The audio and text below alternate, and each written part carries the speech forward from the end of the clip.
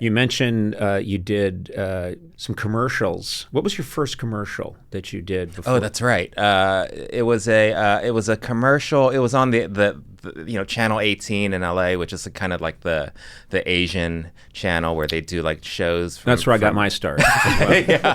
Yeah. That's where I had my first talk show. No, it was actually my fifth talk show. I killed it, by the way. They loved me. They didn't understand a word, but they really thought I was great. Yeah, and it was a commercial for that network. Non-union. It was for these Chinese liver pills. Oh my God. Yeah, I don't know. I actually don't know what exactly it was for because I don't understand Chinese.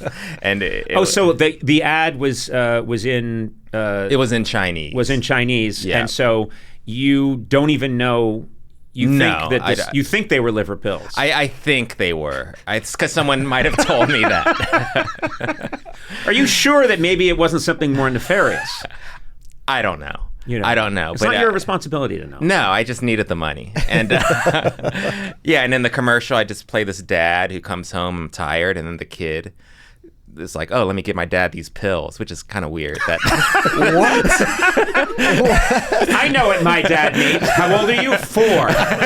Yeah. Here's a pill I got from a commercial that I didn't understand. And then the kid shoves the pills down my throat. He shoves them in your mouth? No. Oh, okay, all right. But the kid, the kid gets the idea of giving me these pills, and then and then all of a sudden, cut to I'm energetic, and then I'm playing with him. That was the commercial. Right. Yeah. Well, he gave you I think definitely an amphetamine. Yeah, for sure. He gave you a strong, powerful dose of methamphetamine. That was not a liver pill. Is a liver pill? Does it treat your liver, or is it made of liver? Yeah, good question. I have I don't know.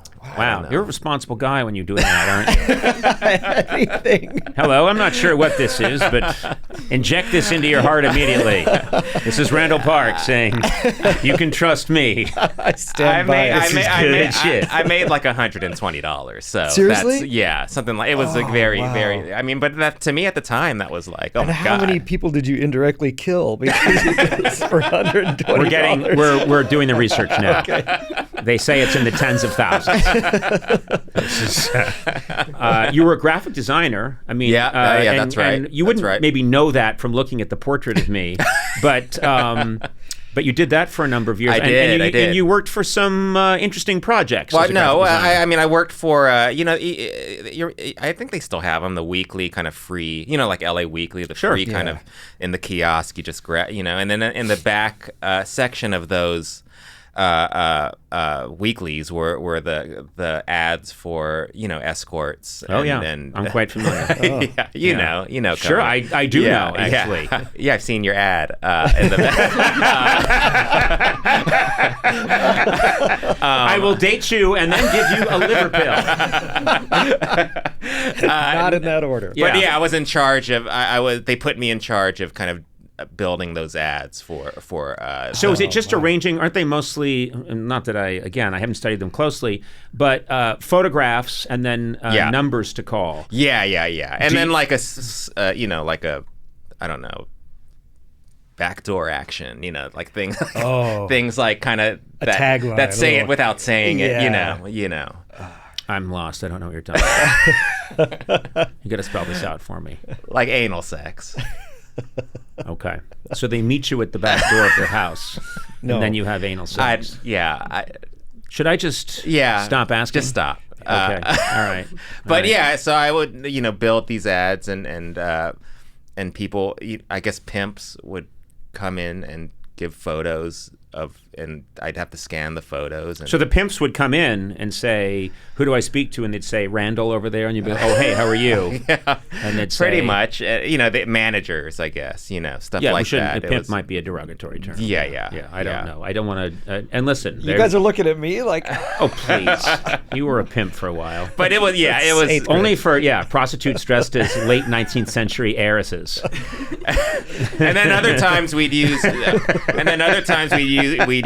stock photos, like just like royalty free, like stock photos of these poor models. It was not a good job. I got an early gig. I had some very stupid early jobs.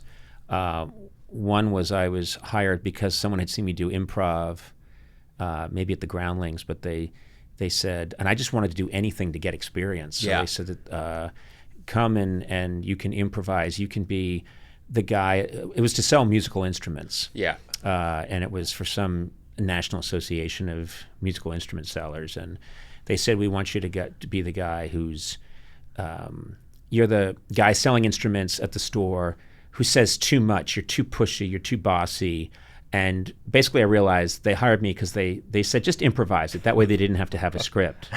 So I was the guy who someone came in as the customer. So there was a very handsome man who said, but remember when selling musical instruments at your store, you don't want to be too gabby like this salesman. And then he would step away and a guy would go up and go, I'm thinking of buying a Moog synthesizer. And I'd say, oh, well, you want the chord. And I would say all this stuff that I was just making up. And I remembered the job paid absolutely nothing, like next to nothing. And they told me, bring your own makeup. I didn't even have makeup. So I went to a drugstore and basically just asked for a paste that would make me look less white. And did it myself in my crappy car in a really hot parking lot. Oh my God. And just walked in looking like a burn victim. And then another thing that I remembered recently is a friend of mine he was in charge of putting together a poster for like a slasher film. Yeah. And there's a standard thing we've all seen a million times on slasher films where it's a woman.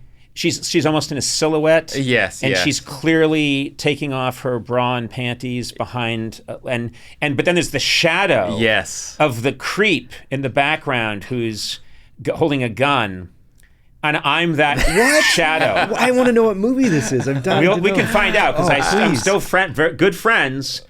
My friend will tell me, and we'll find it. But I'm a creepy shadow that's looking at a woman who, for some reason, is standing directly in front of a window and is deciding to undress.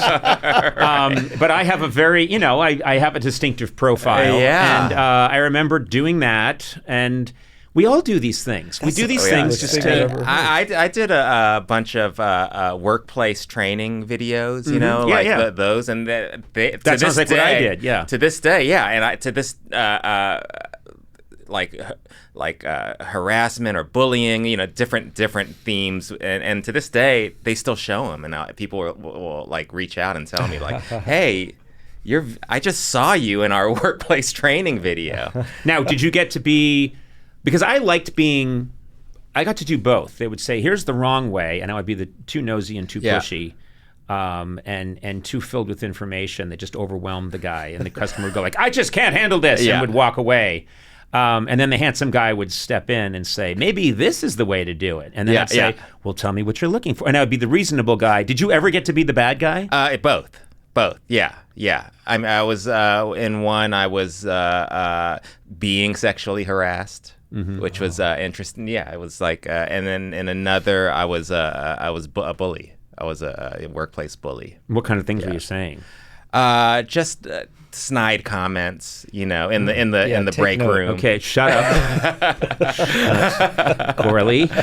You know what we're gonna do? We're gonna watch Randall's video. We're gonna look it up. We're gonna watch his video about bullying, and it's probably gonna be stuff that is.